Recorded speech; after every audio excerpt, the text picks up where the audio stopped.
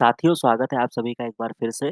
तो जैसा कि आपको पता है कि आज सीएसआईआर का रिज़ल्ट आ गया और अभी तक आपने रिज़ल्ट को देख लिया होगा, चेक कर लिया होगा और कट ऑफ को भी देख लिया होगा, राइट? और उसके अलावा आपको ये भी पता चल गया होगा कि आप क्वालीफ़ाई किए हैं या नहीं किए हैं। तो क्वालीफ़ाई किए हैं तो बहुत शुभकामनाएँ, नहीं क्वालीफ़ाई किए हैं तो हम निराश नहीं होना है क्योंकि मेरा ऐसा मानना है कि अभी आप एक एग्ज़ाम जो कि आपने दिया था आईसीएमआर, ठीक है? हो सकता है कि आप बॉर्डर लाइन से रह गए हो। तो जैसा कि अभी आईसीएमआर का रिज़ल्ट आना पेंडिंग है, तो आपको बहुत निराश नहीं होना है। हालाँकि अगर यहाँ पे आपका सिलेक्शन नहीं हुआ है, तो कुछ ना कुछ कमियाँ रही होंगी, उस पे विचार कीजिएगा। बाकी आईसीएमआर का रिज़ल्ट अभी पेंडिंग है, तो उसमें देखिए हो सकता है कि बहुत ही जल्द ये भी रिज़ल्ट अपना डिक्लेयर करने वाले हैं। तो हो सकता है कि आपका सीएसआईआर में नहीं हुआ हो, लेकिन आईसीएमआर के दिन आपका हो जाए और आप हीरो बन जाएँ, ठीक है? तो कुछ भी हो सकता है, तो एक पॉज़िटिव इंटेंट के साथ रहिएगा फ़र्स्ट ऑफ ऑल। और दूसरी इम्पोर्टेंट चीज़ है कि बहुत ज़्यादा शोक में मत जाइए। अगर लगता है कि हमारे मार्क्स बहुत ज़्यादा कम है, तो वापस से पढ़ाई करना स्टार्ट कर दीजिएगा। तो ये इम्पोर्टेंट अपडेट है। बाकी अब जो डिटेल में क्या-क्या चीज़ें हुई आज के दिन और क्या-क्या हमको आगे अप्रोच रखना है, तो कुछ वहाँ पे हम चीज़ों को समझ लेते हैं जल्दी-जल्दी। तो जैसा कि आपको पता है कि यहाँ पे सीएसआईआर की ऑफ़िशियल वेबसाइट पे जब आप विज़िट करेंगे, तो यहाँ पे आपको कट ऑफ का दिया हुआ है, ठीक है? और यहाँ पे ही आपको जॉइंट सीएसआईआर का रिज़ल्ट दिया हुआ है। तो इम्पोर्टेंट चीज़ ये है कि जब आप इसको डिटेल में ओपन करते हैं, तो ये आपको इतनी बड़ी लिस्ट यहाँ पे देखने को मिली, जहाँ पे अच्छा खासा जिस तरीके से इनका जनरल ट्रेंड रहता है, उसी हिसाब से इन्होंने अपने बच्चों को क्वालीफाई कराया। तो इसमें कोई इम्पोर्टेंट अपडेट नहीं है, यहाँ पर आपने चेक कर लिया होगा, अपना रोल नंबर डाल के यहाँ पे आप देख सकते हैं, राइट? तो इस तरीके से ये पूरी लंबी लिस्ट है। यहाँ पर जो सबसे लास्ट में जो आपके लिए इम्पोर्टेंट चीज़ है कि जो भी आप क्वालीफ़ाई किए हैं, वो फेलोशिप इफ़ेक्टिव होगी 1/1/2023। तो मतलब कहने का मतलब है कि 2023 से अगर आप कहीं पर बहुत जल्द पीएचडी जॉइन भी कर लेते हैं, ठीक है? मतलब ऐसा होना तो इम्पॉसिबल है कि आज आपका रिज़ल्ट आया है और आप कहीं पर जाके दिसंबर में ही मतलब आप दिसंबर में तो जाके एडमिशन ले नहीं लेंगे। लेकिन अगर आप दिसंबर में इन केस एडमिशन लेते भी हैं, तो आपकी फेलोशिप एक्टिव नहीं रहेगी। एटलीस्ट उन्होंने कहा है कि हम 1 जनवरी 2023 के बाद ये फेलोशिप एक्टिव करेंगे। तो इसमें कोई घबराने वाली बात नहीं है, ये बात सही है। उतना टाइम तो मिनिमम क्या इससे ज़्यादा टाइम आपको अभी बहुत सारी चीज़ों को सॉर्ट आउट करते-करते लगेगा, राइट? इसके अलावा जो आपका सर्टिफ़िकेट आपका कहाँ है, ये भी आपके ज़हन में एक क्वेश्चन होगा। तो ये जो सर्टिफ़िकेट होगा, जो आपका सर्टिफ़िकेट यूजीसी से आना होगा, वो यूजीसी की वेबसाइट पे अपडेट होगा। जो सीएसआईआर से आना होगा वो सीएसआईआर की वेबसाइट पे अपडेट होगा, तो जो भी अपडेट होगी वो इस चैनल के माध्यम से आपको बता दिया जाएगा और आप अपना सर्टिफ़िकेट मतलब जो भी आपने मार्कशीट्स लगाई होगी, हालाँकि ये 10th की मार्कशीट, 12th की मार्कशीट, फिर आपका बीएससी की डिग्री, एमएससी की डिग्री, ठीक है? इसके अलावा आपका इस पेपर का एडमिट कार्ड, ठीक है? ऐसा मतलब जहाँ तक मुझे ध्यान है कि यही सारी चीज़ें, स्कोर कार्ड, ये सब चीज़ें। और अगर आप कोई कैटेगरी से बिलॉन्ग करते हैं, तो वो कैटेगरी सर्टिफ़िकेट आपको भेजनी होती है सीएसआईआर हेडक्वार्टर में या यूजीसी के हेडक्वार्टर में, जिसके बाद वो इन चीज़ों को वेरीफाई करते हैं और आपका अवार्ड लेटर इश्यू करते हैं, ठीक है? हालाँकि ये एक अलग प्रक्रिया है, बट फिर भी जो आपको आज स्कोर जो भी आज आपको ये कट ऑफ मिला है, आपको रिज़ल्ट मिला है, तो जहाँ तक मुझे लगता है कि अभी कुछ दिनों में ये एक शायद फाइनल रैंक कार्ड भी इश्यू कर देंगे। मतलब जो आपने स्कोर कार्ड डाउनलोड किया है, वहाँ पर रैंक के कॉलम में कुछ नहीं लिखा था या ऐसा कॉलम दिया ही नहीं था, तो वहाँ पे आपका रैंक शो करने लगेगा, ठीक है? जहाँ तक मुझे ऐसा लगता है। बाकी अगर ये चीज़ नहीं भी होता है, तो भी जो आज आपका रिज़ल्ट आया है, उसके बेसिस पे आप किसी भी पीएचडी प्रोग्राम के लिए अब आप अप्लाई कर सकते हैं। तो उसपे शर्त ये होगी कि जब आप पीएचडी में मान लीजिए कि सेलेक्ट हो जाएँगे, राइट? जब आप सेलेक्ट हो जाएँगे, तब आपको क्या करना होगा, अपना फाइनल अवार्ड लेटर उनको देना होगा, तब तक आपको मिल जाएगा। अगर नहीं मिलेगा, तो आपको एक एप्लीकेशन पे वो साइन कराएँगे कि भाई जब हमारा अवार्ड लेटर हमारी फंडिंग एजेंसी से मिल जाएगा, तो हम अपने जिस भी इंस्टीट्यूट को जॉइन कर रहे हैं, उनको वो हम दे देंगे। तो कहने का मतलब ये है, ओवरऑल स्टोरी बताने का मतलब ये है कि जो ये आपका रैंक अब आपको मिल गया है, अब इससे लगभग चीज़ें आपकी आसान हो गई हैं, ठीक है? तो आप पीएचडी प्रोग्राम के लिए अप्लाई कर सकते हैं। राइट। तो एक इन्फॉर्मेशन ये थी। दूसरी इन्फॉर्मेशन जहाँ पे हम कट ऑफ की बात करते हैं, तो हालाँकि मैंने एक कट ऑफ प्रेडिक्शन का भी वीडियो बनाया था और लगभग मोर और लेस लगभग उतना ही कट ऑफ गया है, जो कि अनरिज़र्व्ड के लिए थोड़ा-सा होता है कि हम बच्चों को भी सोचते हैं कि किसी के भावनाओं को आहत ना हो और बहुत चीज़ों को कंसीडर करते हुए हम जनरल कट ऑफ बताते हैं, ठीक है? तो जो एक ट्रेंड था वो 98 के ऊपर ही जाना था, जहाँ पे 98.5 मैंने प्रेडिक्ट किया था, तो थोड़ा ऊपर ही कट ऑफ गया है। उसी तरीके से ईडब्ल्यूएस, ओबीसी में ऐसा लग रहा था कि शायद 97 तक टच हो जाए, बट नहीं हुआ तो अच्छी बात है। जितने ज़्यादा से ज़्यादा बच्चे क्वालीफाई हों उतनी अच्छी बातें हैं, हमें उससे कोई समस्या नहीं है। तो यहाँ पर आपकी जो कट ऑफ रही है वो 96.55 आपका ईडब्ल्यूएस का रहा है, ओबीसी का 96.1 रहा है। तो बहुत अच्छी बात है, ज़्यादा बच्चे क्वालीफाई करें, देश की सेवा करें, उससे अच्छी कोई बात नहीं है। उसी तरीके से एससी, एसटी और डिफरेंट कैटेगरीज़ के लिए।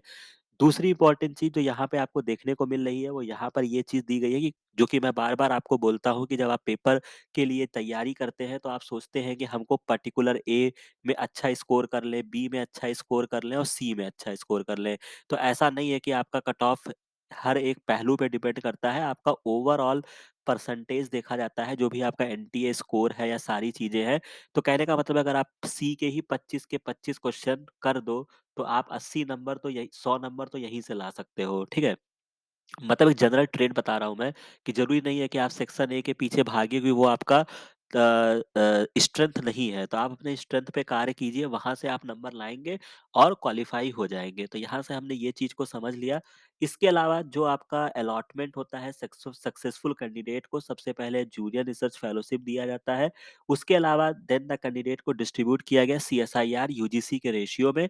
और जो बीच बैचलर डिग्री वाले सीएसआईआर हैं, मतलब क्या है कि कुछ बच्चों को यहाँ पे बीएससी में भी आप अप्लाई कर सकते हैं। ये इम्पोर्टेंट अपडेट है और ये चीज़ें फॉर्म भरते समय आपने देखा होगा कि आप बीएससी लेवल पर भी होते हैं, तब भी आप सीएसआईआर का फॉर्म फिल कर सकते हैं।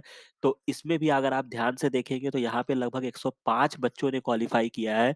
तो कहने का मतलब ये है कि धरती जो है वो वीरों से खाली नहीं है, वीरों से भरी हुई है। यानी कि जो बच्चे बीएससी में अभी हैं, वो बच्चे मतलब उसमें एक भारतवर्ष में 105 बच्चे ऐसे हैं जिन्होंने इस पेपर को अभी ही क्वालीफाई कर लिया है। ठीक है? तो इनका एक अपना क्राइटेरिया होता है कि ये अपना बाद में अपना मास्टर्स का सर्टिफ़िकेट और जब सारी चीज़ें हो जाएँगी तो वो सीएसआईआर को देंगी, बट ये सीएसआईआर का क्राइटेरिया है, ये फेलोशिप सीएसआईआर देगा इनको।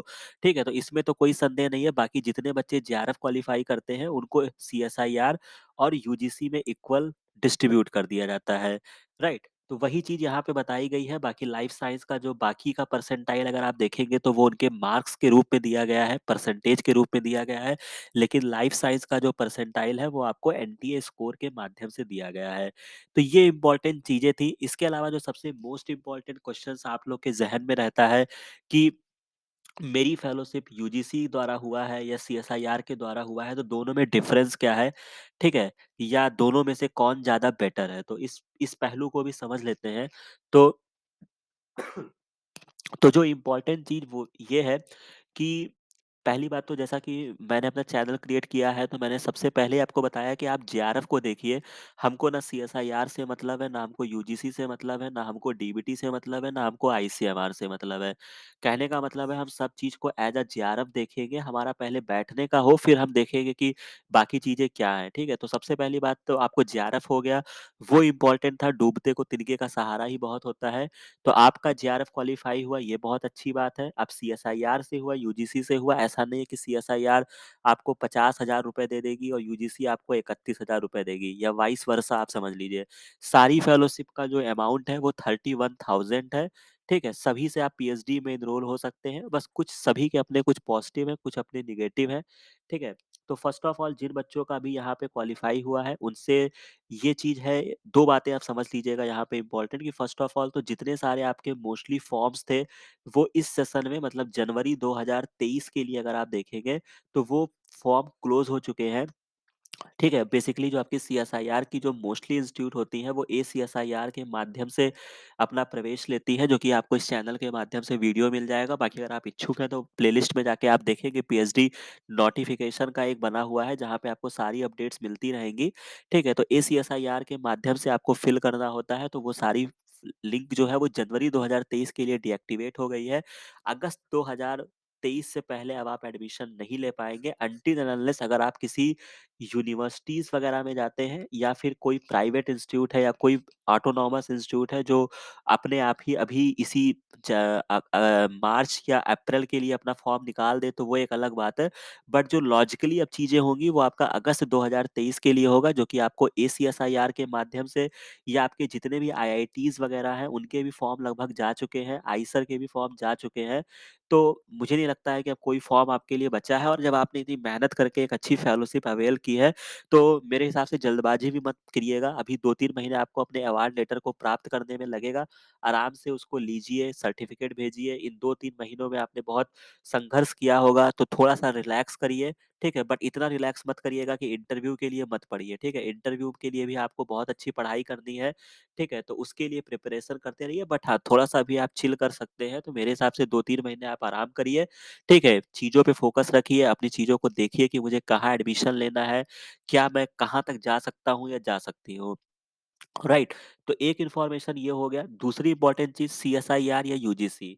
तो सबसे पहली बात ये है कि जब ये फेलोशिप डिस्ट्रीब्यूट होती है तो ऐसा नहीं है कि मान लीजिए कि उनको 400 बच्चों को फेलोशिप देनी है तो टॉप 200 जो होंगे वो सीएसआईआर होंगे और बिलो 200 जो होंगे वो आपके क्या होंगे यूजीसी होंगे। ऐसा बिल्कुल भी नहीं है, ठीक है? ये लोगों में क्या है एक मिसनॉमर है, इसको आप समझ लीजिएगा। मिसनॉमर है, ऐसा कुछ भी नहीं है। कभी-कभी हम इसी फील्ड में हैं, तो बहुत सारे हमारे ऐसे फ्रेंड्स होते हैं जिनके मान लीजिए कि बहुत अच्छे नंबर होते हैं सपोज़ दैट अगर किसी के 1 थर्ट 125 नंबर है, तो उसको सीएसआईआर फेलोशिप मिली है और किसी के मान लीजिए 147 नंबर है, बट उसको यूजीसी फेलोशिप मिली है। मतलब देने वाली संस्था है, अब आपको पैसे सीएसआईआर दे, यूजीसी दे, आपको क्या लेना-देना? आपको पैसे से मतलब है, अपनी पीएचडी करने से मतलब है। तो ख़ैर ये सब चीज़ें जो हैं, वो एक मिसनॉमर है कि 125 नंबर पे हो सकता है कि आपका जो बच्चा है, वो सीएसआईआर फेलो हो, 147 लाने वाला यूजीसी है। तो इस बात की जो क्लियर कट है कि वो किस बेसिस पे क्या करते हैं, वो सीएसआईआर ही बता सकता है, यूजीसी ही बता सकता है, ठीक है? जो हमारे आपके समझ से परे है, तो इन पहलुओं पर भी मत जाइएगा। बट इम्पोर्टेंट चीज़ मैं यहाँ पे ज़रूर इतना कहूँगा फर्स्ट ऑफ ऑल जिनको अभी भी लगता है कि उनका आईसीएमआर में सिलेक्शन होने वाला है, ठीक है? तो वो अभी बहुत जल्दबाजी मत करिए, आईसीएमआर का भी रिज़ल्ट आने दीजिए, उसको भी देख लीजिए, उसकी भी फेलोशिप देख लीजिए, अवार्ड लेटर वगैरह। आईसीएमआर और डीबीटी का बहुत ही फ़ास्ट काम होता है, तो यहाँ पे आपको अवार्ड लेटर बहुत जल्दी मिल जाएगा, ठीक है? तो उसके अकॉर्डिंग आप डिसीज़न लीजिएगा, बाकी कुछ और भी जो होंगी उसके क्वेरीज़ के रिगार्डिंग मैं वीडियो आपको बना दूँगा। तो यहाँ पे आपको घबराना नहीं है, ठीक है? कि बहुत जल्दी आप चीज़ों को अप्लाई कर दें, तो पहले आप देखिए आपके पास कितनी फेलोशिप बन रही है, ठीक है? उसके बाद हम देखेंगे तो यहाँ पर आपको क्या करना है, ऐसा कुछ भी नहीं है 125 नंबर पर जैसा मैंने बताया और 147 नंबर पर यूजीसी हो सकता है, तो ये चीज़ें वाइस वर्सा चलती हैं, ठीक है? तो यहाँ पे आपको परेशान नहीं होना है, ठीक है? तो इस चीज़ों को मत जाइएगा, बट इम्पोर्टेंट चीज़ ये ध्यान रखिएगा अगर बाय द वे अगर आपके पास कोई और फेलोशिप भी है, मान लीजिए कि अगर आज आपका यूजीसी जेआरएफ क्वालीफाई हुआ है और कल को अगर आपको आईसीएमआर जेआरएफ भी हो जाता है, ठीक है? और या मान लीजिए कि अगर आपके पास इसके पहले अगर आपके पास डीबीटी जेआरएफ है, सपोज़ दैट मैं एक बात बता रहा हूँ, ठीक है? तो मैं चूँकि क्या है कि जो एक मिसनॉमर है, मैं यहाँ पे इसको गलत दिशा में मत लीजिएगा। सारी फेलोशिप मेरी नज़र में तो इक्वल ही है, मैं तो सबको कहता हूँ कि जेआरएफ है, जेआरएफ है, जेआरएफ है, ठीक है? बट जो एक मिसनॉमर है क्योंकि आप बड़े लेवल पर जब जाएँगे ना, तो जैसे कि ऑब्वियस सी बात है, आप कॉमन सी बात सोचिए कि आप साइंस के लिए रिसर्च करने जा रहे हैं, तो जो क्या होता है ना, कि अभी भी बहुत सारे ऐसे साइंटिस्ट होते हैं जो सीएसआईआर को ज़्यादा प्रेफ़र करते हैं। मतलब चाहे उनको पता है कि एक ही एग्ज़ाम है, बट सीएसआईआर जेआरएफ देखने वाले को ज़्यादा थोड़ा-सा प्रेफ़र करते हैं, हालाँकि ये बात टोटली रॉन्ग है। टोटली मतलब ये गलत चीज़ है, मैं ये कह रहा हूँ कि टोटली ये गलत चीज़ है, ऐसा नहीं होना चाहिए। बट लोगों की एक मानसिकता बनी हुई है कि यूजीसी जेआरएफ का मतलब यूनिवर्सिटी, समझ रहे हैं? सीएसआईआर जो है वो आपका साइंटिफ़िक चीज़ों को देखता है। तो ख़ैर ये मतलब सुनो ये एक गलत चीज़ है, ऐसा नहीं होना चाहिए। तो मेरा ऐसा कहने का मतलब है कि अगर आपके पास यूजीसी जेआरएफ है, तब तो आपके पास कोई विकल्प ही नहीं है। बट अगर आपके पास कोई और फेलोशिप है, तो आप उस फेलोशिप को एक्टिवेट करने के लिए सोच सकते हैं, ठीक है? तो इस चीज़ों को ध्यान रखिएगा, बाकी कुछ ऐसा नहीं है, बाकी प्रोसेस लगभग सबका वही है, ठीक है? बाकी इसमें कैसे आपको फेलोशिप एक्टिवेट करनी होगी, कैसे आपको आगे प्रोसीड करना होगा, अवार्ड लेटर जब आप डीबीटी का जाएँगे तो वो एक वीडियो पड़ा हुआ है डीबीटी के रिगार्डिंग, इसी के रिगार्डिंग सीएसआईआर या आईसीएमआर का रिज़ल्ट आने के बाद मैं उसको अपडेट कर दूँगा। बाकी कौन-सी फेलोशिप अवेल करानी चाहिए, उसके संदर्भ में हम एक लंबी चर्चा कर सकते हैं, तो वो हम फिर कभी देख लेंगे। जल्द ही उसको भी मैं सॉर्ट आउट कर दूँगा। बट अभी इतना ध्यान रखिएगा कि अगर आपके पास 2 फेलोशिप है, तो थोड़ा-सा यूजीसी से बचिएगा, ठीक है? बचने का मतलब ऐसा नहीं है कि अगर आप इससे एनरोल हो जाएँगे तो आपको कोई बहुत बड़ी दिक्कत हो जाएगी, बल्कि यूजीसी का तो काफ़ी अच्छी प्रोसेसिंग है। मतलब आज की डेट में देखा जाए तो यूजीसी बहुत जल्दी पैसे अपने रिलीज़ करती है, फेलोशिप टाइम से आती है, तो बहुत ऐसी पॉजिटिव चीज़ें हैं। बट फिर भी ना जो एक मतलब लोगों के ज़हन में जो एक साइंस के रिगार्डिंग जो प्रेफ़रेंस आती है, वो आपका सीएसआईआर की तरफ उनका ज़्यादा रुझान होता है, ठीक है? मतलब जब आप इंटरव्यू पैनल में जाते हैं या आप साइंटिस्ट सेलेक्ट करते हैं, ठीक है? बाकी ऐसा किसी के सेंटीमेंट को हर्ट करना मेरा नहीं है, ठीक है? मेरी नज़र में तो सारे जेआरएफ हैं। बट अगर आपके पास 2 फेलोशिप है तो आप थोड़ा वेट करिएगा, दूसरी फेलोशिप को एक्टिवेट कराने पर जाइएगा और ऑब्वियस सी बात है कि अगर आपके पास मान लीजिए कल को आईसीएमआर हो जाता है, सिंपल सी बात लॉजिक से समझिए, आईसीएमआर का जो अवार्ड लेटर होता है उसकी वैलिडिटी केवल 1 साल होती है, 1 ईयर होती है, हालाँकि अभी उन्होंने शायद बढ़ा के 1.5 साल कर दिया है, 1.5 कर दिया है। और सीएसआईआर या यूजीसी की 2 साल होती है, ठीक है? तो ऑब्वियस सी बात है कि आप सबसे पहले इसको एक्टिवेट कराने का प्रयास करिए क्योंकि ये तो रहेगा ना आपके पास, मान लीजिए कुछ ऊपर-नीचे हुआ तो आप इसको ही एक्टिवेट करा लीजिएगा, ठीक है? तो यहाँ पर मैंने केवल एक आपको एक जनरल लॉजिक देते हुए समझाया है, बाकी इसके रिगार्डिंग हम डिटेल में चर्चा करेंगे। इसके रिगार्डिंग एक आपको सेपरेट वीडियो मैं बताऊँगा कि कैसे आप चूज़ करेंगे, कौन-सी फेलोशिप हमको एक्टिवेट करानी चाहिए या किन-किन पहलुओं पे आपको ध्यान देना होगा। तो ख़ैर ये सारी चीज़ें थी, बाकी सारी चीज़ें इक्वल है जैसा कि मैंने बताया हो सकता है कि जो यूजीसी वाला है की रैंक बहुत ज़्यादा हो। तो होपफुली इस वीडियो में मैंने आपकी बहुत सारी क्वेरीज़ सॉर्ट आउट कर दी है, ठीक है? तो ये इम्पोर्टेंट चीज़ें थी जो मुझे आपके साथ साझा करनी थी। बाकी ये इन्फॉर्मेशन, ये अपडेट्स, ये सारी चीज़ें अगर आपको अच्छी लगी हो तो उसको कमेंट सेक्शन में ज़रूर बताइएगा, ठीक है? बाकी इस चैनल को लाइक कीजिएगा, शेयर कीजिएगा ताकि आने वाले में आपको सारी पीएचडी के रिगार्डिंग जो भी चीज़ें हैं वो इस चैनल पे अपलोड कर दी जाती हैं समय रहते हुए। और जिन बच्चों का क्वालीफाई नहीं हुआ है वो आगे से हमारे डीबीटी, जेआरएफ को टारगेट करते हुए हमने अपना स्टार्ट किया है, ठीक है?